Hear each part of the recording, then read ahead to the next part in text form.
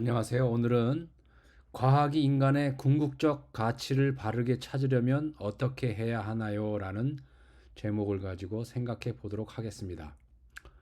결론적으로 답을 하면 과학은 인간의 궁극적 가치를 성경과 신학의 가르침으로부터 찾아야 답을 얻을 수 있으며 인간의 궁극적 가치와 존엄성은 인간이 하나님의 창조의 대상이라는 사실에서 출발해야 한다는 결론을 먼저 말씀드리겠습니다.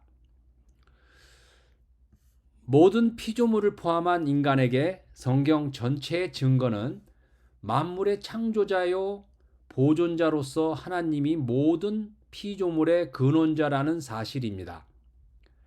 따라서 하나님만이 인간의 최고선이시기 때문에 인간은 하나님의 뜻과 목적에 분명한 지향점을 두고 거기에 가치화하는 절대적인 신앙의 태도를 보여야만 합니다. 철학의 종말을 고하고 과학의 시대를 사는 우리는 많은 가치관의 변화를 요구받고 나도 모르는 사이에 불신앙과 배교의 자리로 나아갑니다. 교회에서 젊은이들을 찾기가 어려운 것은 아마도 이런 세속적 가치관의 영향으로 학교 교육의 현장에서 배우는 인간의 궁극적 가치관에 대한 편협한 이해에 있다고 볼 수 있습니다. 미시세계나 거시세계에 대한 과학적 탐구 과정들은 어떻게 보면 창조주로서 하나님을 전제하지 않고 자연과 인간에 대한 근원적 원인을 찾고자 하는 환원주의적 방식을 취하기 때문입니다. 모든 근원적 원인을 찾기 위해 지금 현실에서 역으로 계속 돌려 환원해서 찾는 방식을 고수하고 버리려 하지 않기 때문에 결국 회의주의로 결론이 나게 됩니다. 계속되는 자연과학의 회의로는 결국 성경과의 대화를 시도하게 됩니다.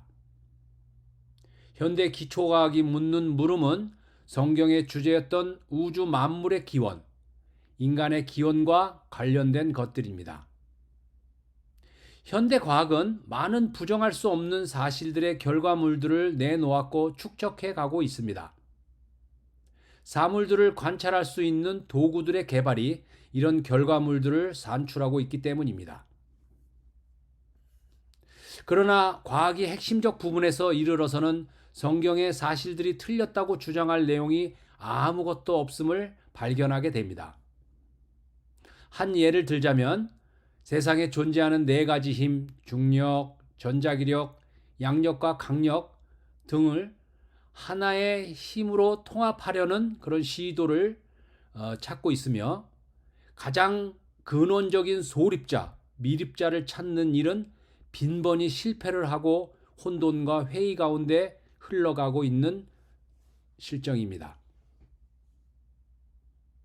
이런 과학의 허무한 결과에 따른 신학과의 묵시적 대화 요청은 예수 믿고 천국 가자는 식의 교회의 편협하고 단순화된 신학적 태도와 입장 때문에 진정한 답을 얻는 데 도움을 못 주고 간과해 버립니다. 이는 창조주 하나님이 만물과 인간을 창조하신 진정한 뜻과 의미를 부정하는 불행한 신학과 교회의 모습과 현 주소입니다. 신학과 교회는 오히려 모범 답안을 가지고 있는 입장에서 적극적인 대화의 장으로 나아가 인간 존재의 근원적 가치관에 대한 성경의 가르침을 줄 필요가 있습니다.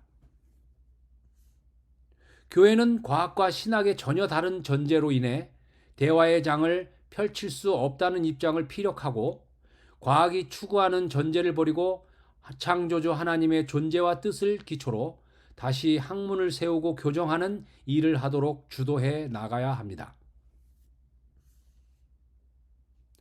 교회는 하나님 없이 세상의 문제를 과학이 추구하는 방식으로 해결하라는 태도를 버리도록 인간 존재의 목적과 궁극적 가치를 드러내고 실천해야만 합니다.